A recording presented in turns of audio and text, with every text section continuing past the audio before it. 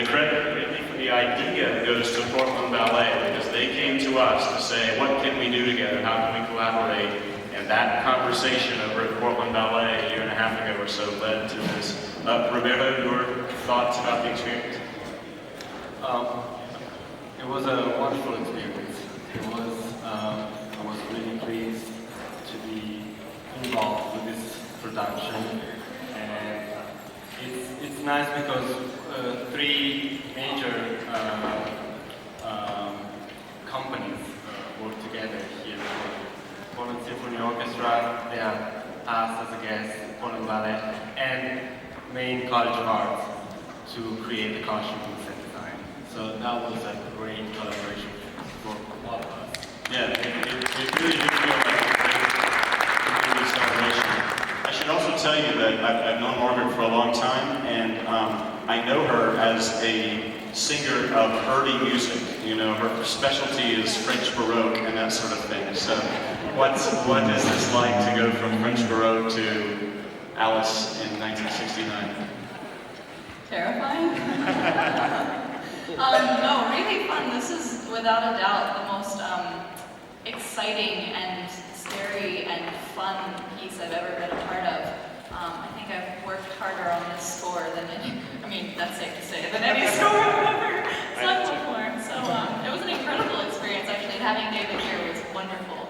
So thanks for being here. So just to wanted to hear from each of us. Now the forum is yours. Questions? Anyone? Yes. A couple of questions. How long do you practice something like this? When do you start doing it with all the other pieces in your schedule? So the question is, how long do we practice? Together, very short. So we met for the first time on, what is today, Tuesday. We met for the first time as one full body on Sunday afternoon. We had 2 rehearsals Sunday, 2 rehearsals yesterday. Now, we did perform Alice, the Del Tredici, this morning twice for school children. I better say quickly, the dancers performed, shall we say, a G-rated version for the school children. Maybe there's a little PG-13 for you tonight. But so we did have those 2 sort of chances to really not work the piece because they were full performances, but that made it feel, I think, the most settled tonight. Prior to Sunday, know that the musicians, and this is typical for every concert, the musicians are given their music by the orchestra librarian 2-3 weeks in advance. They know the pieces on the schedule for a year in advance, so the people with the very specifically difficult parts, they go seeking them out, the clarinetists, the saxophone players, etc. Margaret, we hired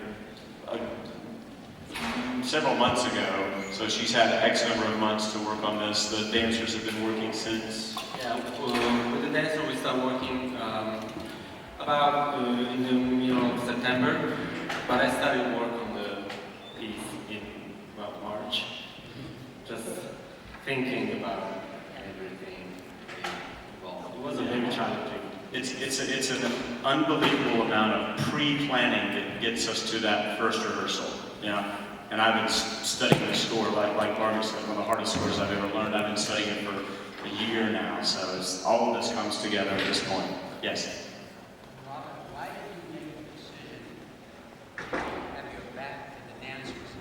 You could have stood in front of them, but you chose obviously not to. It's a great question. So the question is, why was I with my back to the dancers? And as I've said to the dancers and to Roberto several times, I understand from our assistant conductor out in the audience in the rehearsals that it looks really good. I can't dare turn around. I'm sort of sitting here riveted to the score of the orchestra.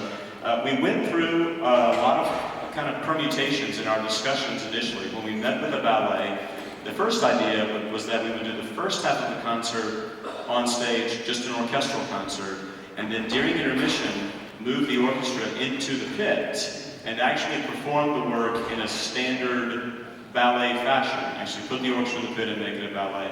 We realized that the Del Tredici score just calls for too large of an instrumentation. There's no way we could get that big of an orchestra in the pit. So then we began to talk about other things. And if you were here last year, you may recall that we did the Poulenc the opera, the dialogues of the Carmelites in a similar fashion. So we thought, well, we'll give it a shot. I think that the downside for me is that I get to enjoy the dancing the very least of probably any human being in the room. I can sense what's going on, but also we also had agreed on the recording that we listened to, that we would be very clear that we were listening to the same music months in advance for tempos. So that was important as well. Yes? If I understand the program correctly, there was a 15-year gap between the time he finished the piece and it was first performed. And I was just wondering what accounted for such a long time. So the question, then I'll pass the mic to David, is there's a 15-year gap between the writing of the piece and the first performance. There's actually the story, I'm thinking as a student and lover of American music, the story of David Del Tredici and the Alice story is really one of those like legendary stories and that we all really think about in the course of American music. So what is the relationship to Alice and this symphony, writing it, and when was it first performed?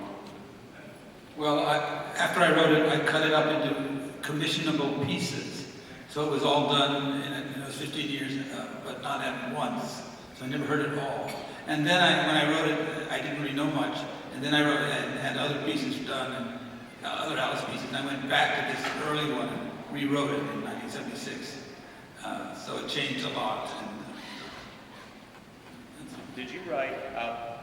You wrote this Alice Symphony in 1969. Final Alice was 76. How many other Alices came in between and or before or after? There are about 8 or 9 Alices, climaxed by an opera done in between. And that may be it. I'm always ready, but I don't know. It hasn't happened for some reason. I've gone on to more X-rated things. Other questions? Anyone else? Yes. Does the symphony call for ballet? That's a great question. The question is, does this symphony call for ballet? And no. And I should say, this is the first. We sort of gave in a premiere of a ballet, a dance version of the symphony. Although this is not a first in concept. Ballet companies, Roberto knows this, probably the works much better than me, but for at least 150 years, ballet companies, impresarios, choreographers have been taking works written not with ballet in mind and created them as ballet. The first time I was hired by a ballet company was in Louisville, Kentucky, and they hired me to conduct what they told me on the phone was the Balanchine Serenade. And I went looking for a piece by a composer named Balanchine called the Serenade. I found out it was the Tchaikovsky Serenade for strings, but the dancer world knows it as the Balanchine Serenade. So there's a long history of adapting music. I just heard of a Mahler Third Symphony being danced by a ballet company, so you probably have this experience. Oh yeah, there is a lot of music that we can dance on. And one was a really good one.